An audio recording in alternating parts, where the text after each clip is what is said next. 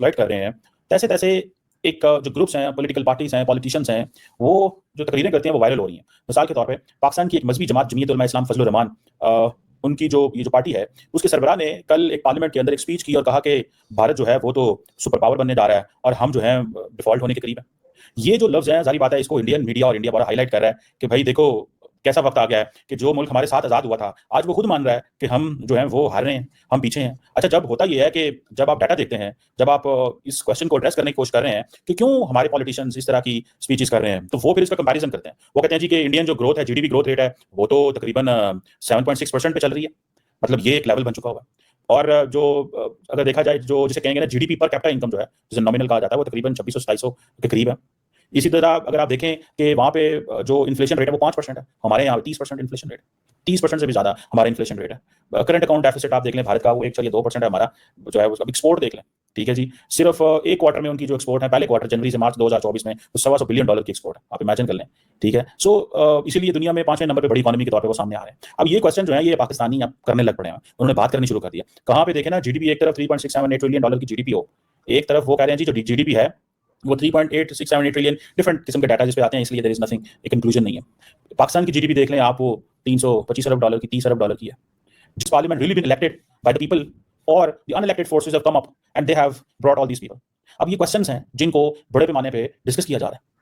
अब देखना, मौलाना फजलुर रहमान गो के उनका मसला ये है कि वो भी एस्टैब्लिशमेंट से मदद चाहते थे, एस्टैब्लिशमेंट ने उनको इग्नोर किया, ठीक है जी, और वो सीटें नहीं जीत सके। अगर वो थोड़ी सी ज्यादा सीटें जीत लेते तो पॉसिबिलिटी है कि शायद वो बोलते ही ना, हमारे यहाँ ये था। सो हर पॉलिटिशियन जो के पॉलिटिकली रेलेवेंट नहीं है, वो एस्टैब्लिशमेंट को बुरा भला कहता है। कोई पॉलिटिशियन ये नहीं कहता कि एस्टैब्लिशमेंट का रोल नहीं होना चाहिए, हर कोई ये कहता है कि एस्टैब्लिशमेंट का रोल हो, लेकिन वो हमें लाने में हो।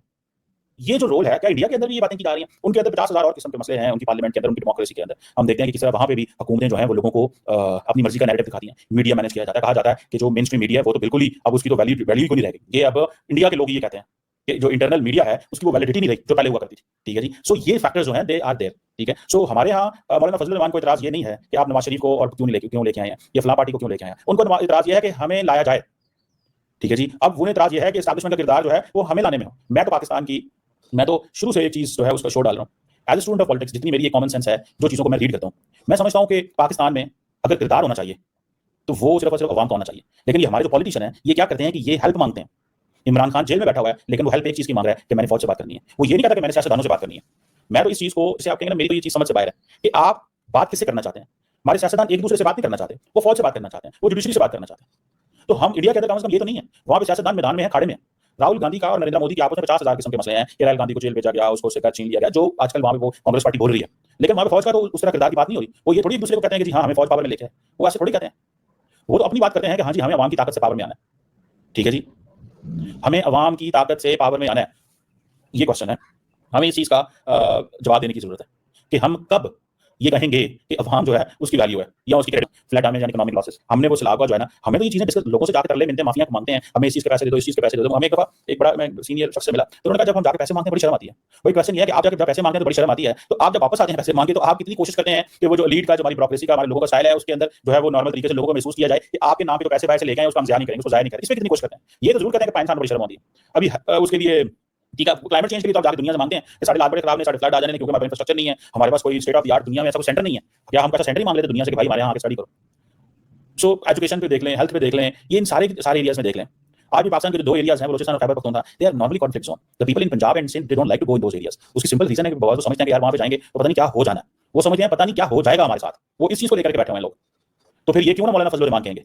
हालांकि मैं आपको मौलाना फजलुर रहमान के बारे में बताऊं, नॉर्मली मैं ये जो राइट विंग कंजर्वेटिव और ये दकियानूसी, ये बैकवर्ड माइंड के जो लोग हैं, मैं इनकी तारीफ नहीं करता, लेकिन many people do not know मेरी जो पीएचडी का thesis that is on the political Islam. So मैंने मौलाना फजलुर रहमान की पार्टी की जो पॉलिटिक्स है उसको भी थोड़ा स्टडी किया हुआ।